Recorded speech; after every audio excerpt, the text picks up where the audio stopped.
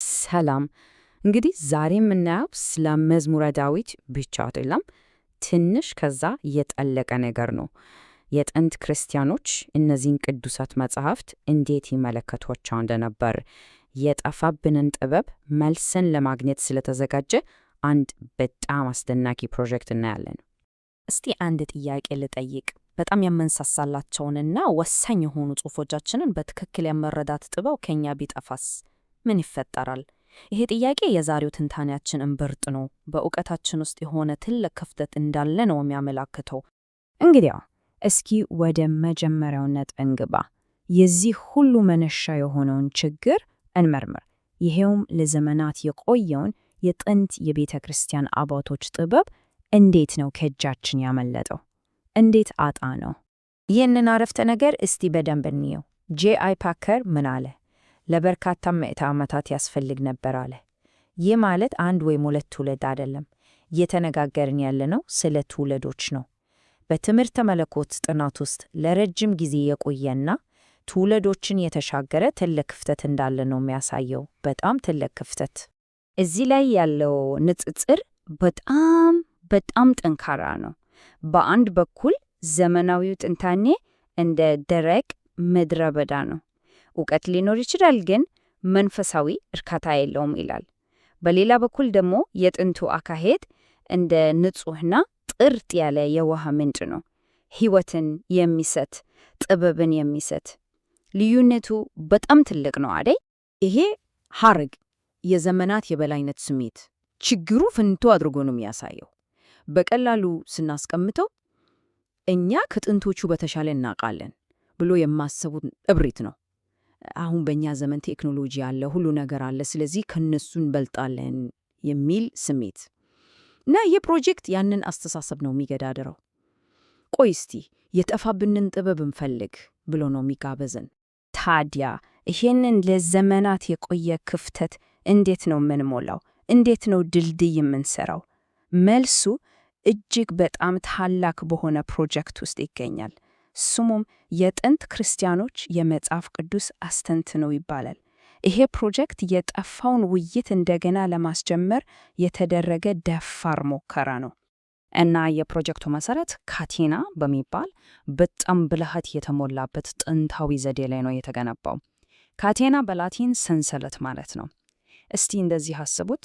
እያንዳንዱ የመጽሐፍ ቅዱስ ቁጥር አንድ የሰንሰለት ቀለበት ነው እና ከተለያዩ የጥንት አባቶች የተወጣጡ ሐሳቦች እንደ ተጨማሪ ቀለቦች መጥተው እርስ በርስ ይታሰራሉ። ውጤቱ ጠንካራና ወጥ የሆነ ትርጓሜ ያለው ሰንሰለት ይፈጠራል። ግን ይህ ፕሮጀክት ዝም ብሎ መጽሐፍ ሆኖ አቧራማ መደርደሪያ ላይ እንዲቀመጥ ተብሎ አይደለም የተዘጋጀው። ግቦቹ በጣም ሕያውና ተግባሪ ናቸው። አንደኛ፣ ለሰባኪያን በስብከታቸው ላይ ጥልቀት እንዲጨምሩ። ሁለተኛ፣ ለምሁራን አዲስ የጥናት መስክ እንዲከፍቱ። ከሁሉም በላይ ደግሞ ማንኛውም ሰው የጥንቱን ጥበብ በቀላሉ እንዲያገኝ ለማድረግ ያለመ ነው። እሺ፣ አሁን ደግሞ ወደ ትንታኔያችን በጣም አስገራሚ ወደ ሆነው ክፍል ደርሰናል። ይህንን የመሰለ ግዙፍ ጥንታዊ ሥራ በዘመናችን እንዴት ሊከናወን ቻለ? እንዴት ነው ያደረጉት?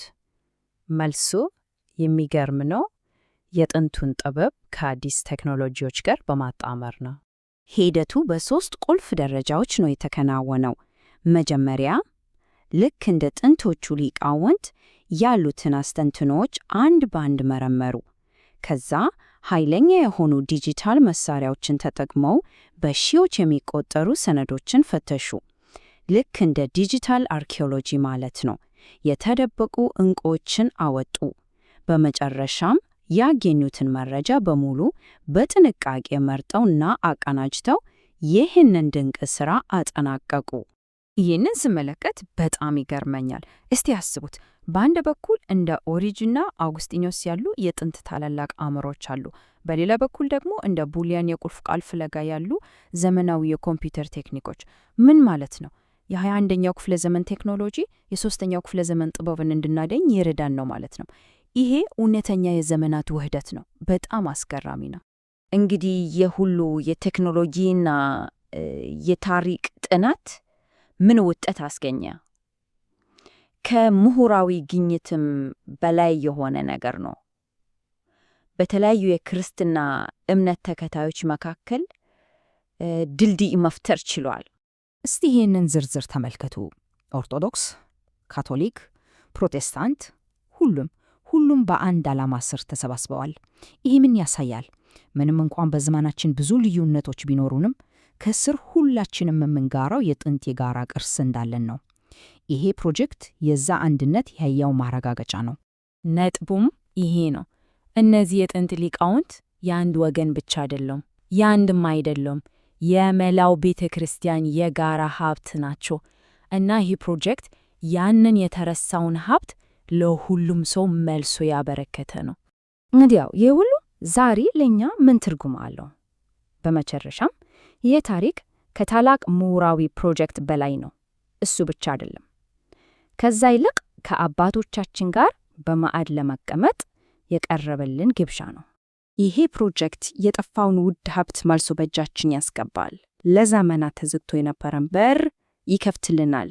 የጋራ ቅርሳችንን እንድናውቅ ይረዳናል። ይሄ በጣም ትልቅ አባባል ነው። በእውቀት ተጠለቅለቀናል፣ ኢንፎርሜሽን በዝቷል፣ ግን በጥበብ ተርበናል። ብዙዎቻችን ከአባቶቻችን ጋር በማዕድ ለመቀመጥና ቅዱስ ውይይታቸውን ለማዳመጥ ዝግጁ ነን ይላል። እናም ጥያቄው ይሄ ነው። እኛስ ያንን ቅዱስ ውይይት ለማዳመጥ ዝግጁ ነን?